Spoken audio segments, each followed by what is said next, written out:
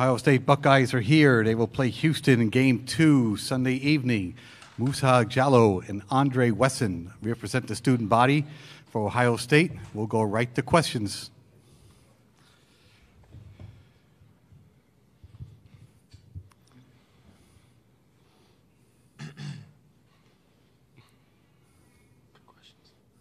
First question's right back there. Thank you.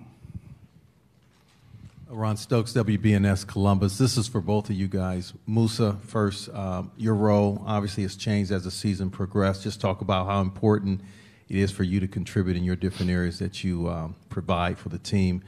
And Andre, just your relationship with your brother out there and playing together. Like you said, it has evolved.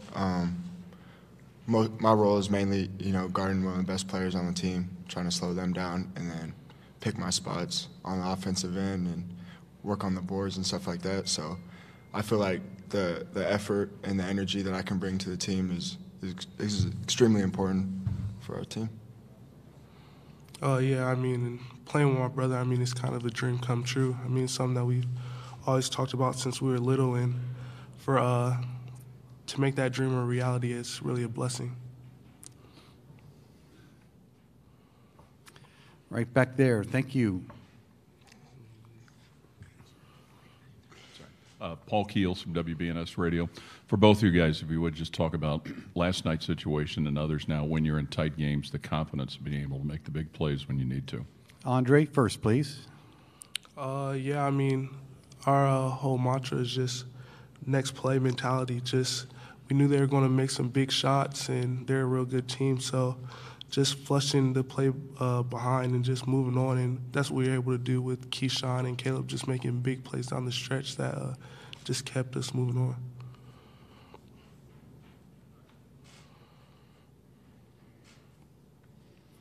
Musa, same question. Oh. Down the stretch, what do you do? Yeah, just like what he said, we knew it was going to be a tough game. Most of these games in the tournament come down to the last seconds. So just keeping the poise and moving on to the next play and trying to make the right play.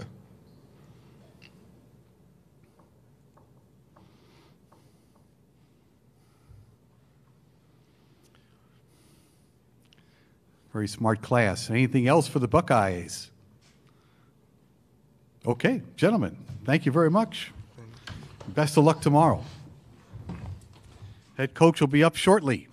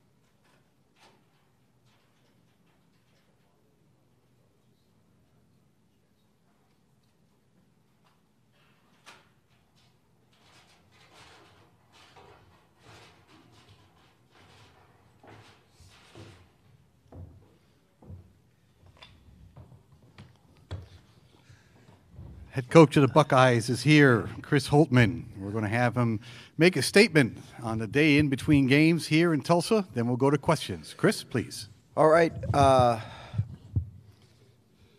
Tremendous amount of respect for this Houston team to be sitting at 32-3. It's incredible. They've really had an incredible season. As I said last night, I think they're really one of the elite teams in the country. And so it's going to be a tremendous challenge for us to quickly prepare for, I think, one of the very best teams in the country. I think their body of work is clearly shown that. So, in this tournament, you're going to play really good teams every night.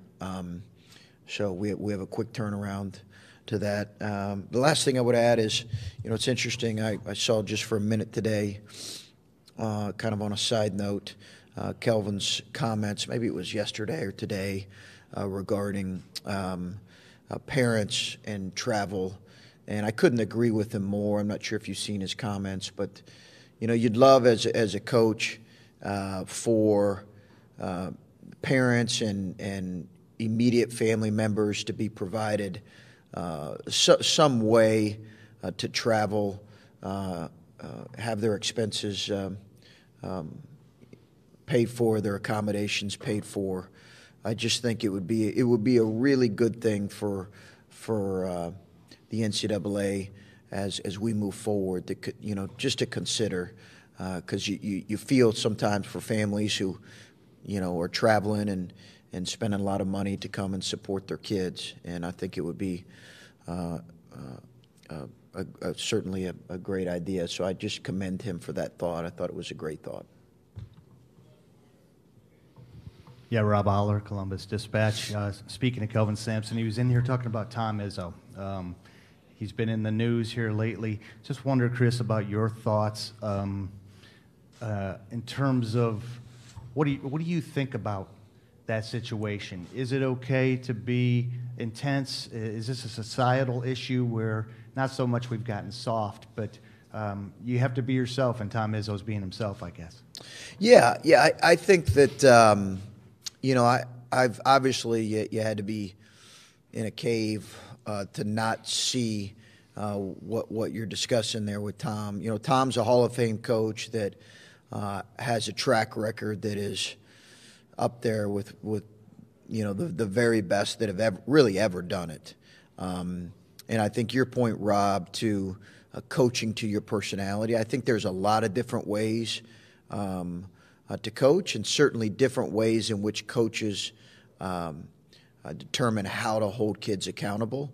And I think Tom has clearly shown, I said that to him last year in our first game against him. One of the things as a young coach that I had great appreciation for Tom was that he coached his best player just like he coached the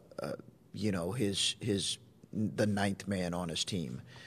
There was no changing in how he coached his kids, and I think that speaks to his success. Now, you can argue optics and how that looks, and I get that we're in a different age now.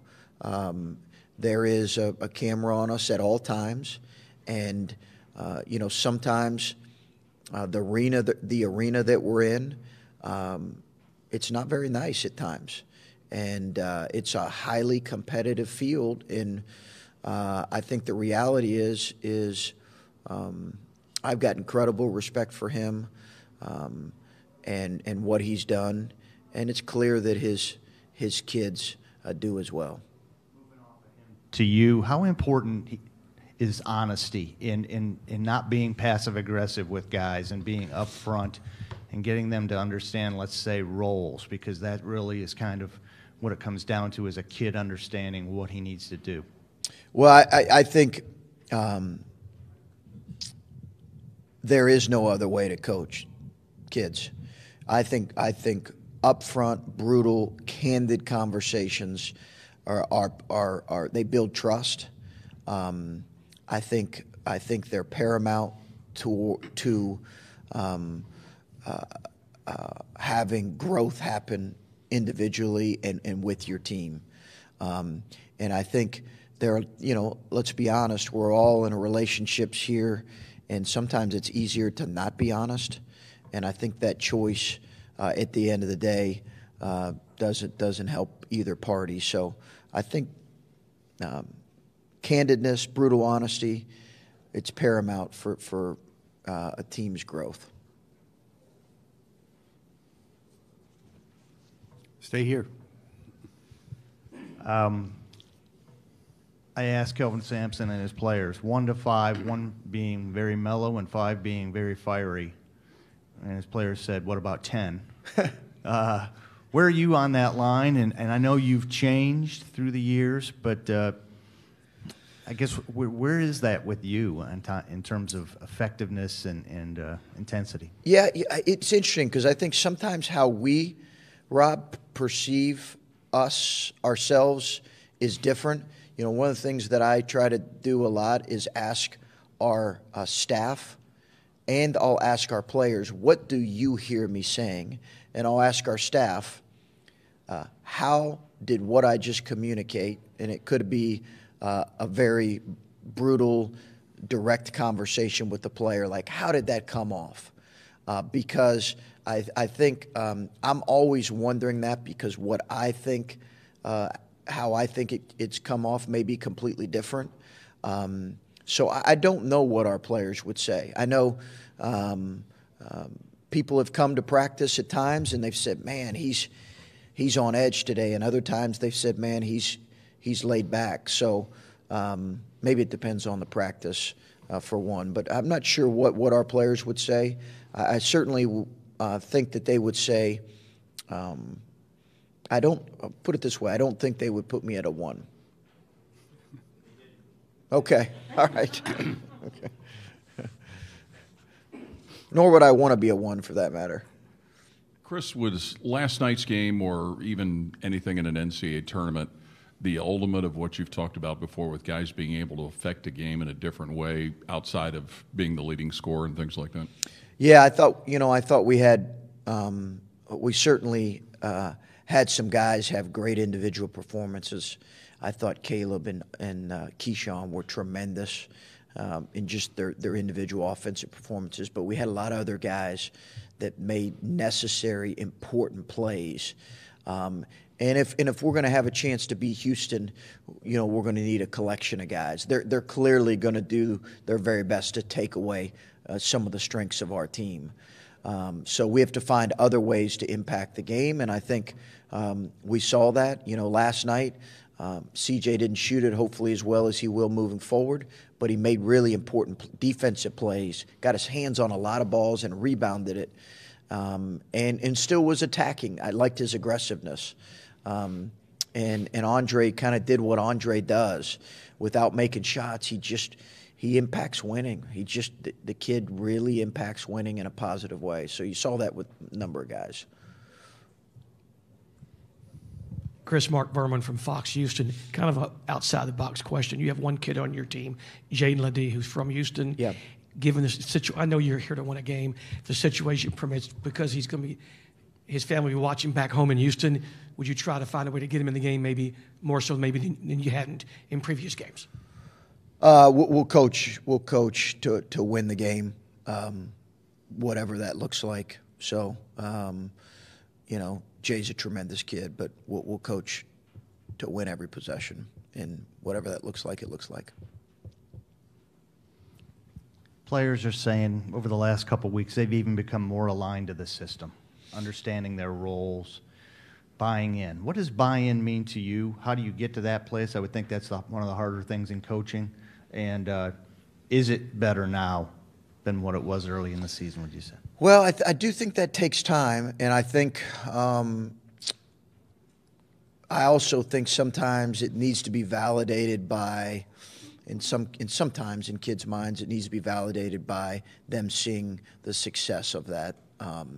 Not always, but in some cases it does. Both success for maybe their individual growth, but certainly the team.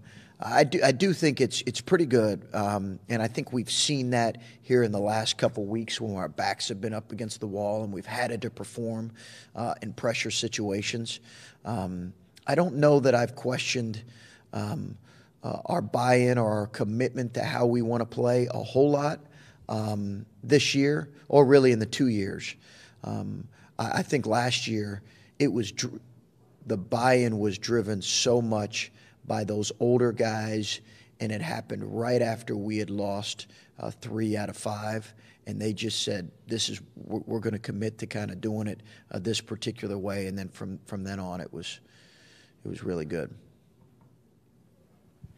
Along those lines, this word brotherhood gets thrown around, but it seems like that's happening too. I mean, guys are happy for other guys. CJ is really happy for Musa, what happened.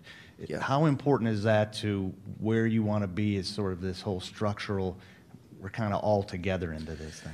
Well, I think it begins with great kids who come from great families who, I say this a lot, but who want to play for Ohio State and who maybe they don't quite understand it when they arrive, what playing for Ohio State looks like. But as they grow in the program, they have a greater appreciation for what being a part of a team, the value of being a part of a team. We're in the locker room last night. We're talking as coaches, and you hear some of our staff and coaches talking about their memories playing in the NCAA tournament, the music that they used to come back after wins and dance to, the song still played in their head. Like, those are really special memories, and I think as you get older, you appreciate how important times like this are and the beauty of being a part of a team. So I do think there is a connection that happens when you have good kids who understand that they're a part of something great, or trying to be a part of something great. And I think we have that. I think we have tremendous young people. I think that appreciation and understanding what that looks like can take a little bit of time. But I really do like our guys. My college coach used to call it teamness, but I do like that right now. Go. Back to roles for just a second. How Sure. hard getting freshmen to come in who are the stars? Every kid that plays here Yeah. is a star of his team typically. To get into that role, I understand that maybe at some point during the season you actually had up on a screen or something, this is your role. Do you meet one-on-one with guys to say, this is your role, or how does that manifest? So the two questions there are, one, how difficult for a freshman to come in to not be the superstar and have to sort of deny himself, I guess, and then do you have those conversations about, this is what I need you to do? Yeah, I think for freshmen it's maybe the most challenging adjustment to college is that adjustment that takes place from being high volume in whatever. Usually most freshmen are high volume. They're the guys that played the most minutes and took the most shots on their team typically. Not always, but a lot of them. So that adjustment to now understanding what it looks like to blend in and to bring your current skills and ability and benefit the team is very difficult, because for whatever reason it gets lost on them that they were a freshman in high school one time. They forget. They just think their senior year in high school, their freshman year in college is going to look just like their senior year in high school. And you have to remind them, hey, you were a freshman once, and how much did you play on the varsity team? Well, I didn't. Yeah, that's my point. It's an adjustment. There is an adjustment, and if you do, all over the country, I think the other thing you do in situations, Rob, is you try to, you don't want to get in too many comparisons, but you do give them a reality check about this is happening all over the country. Just look at some of your buddies that you played against, played with even, and how you handle it will determine how successful you're going to be as a freshman. In terms of role identification, I think it's a constant and ongoing process. I don't believe I think you have to be careful that you're not limiting what you believe players can be from one month to the next. And I think, yet at the same time, I think playing to your strengths is what good players get and what average players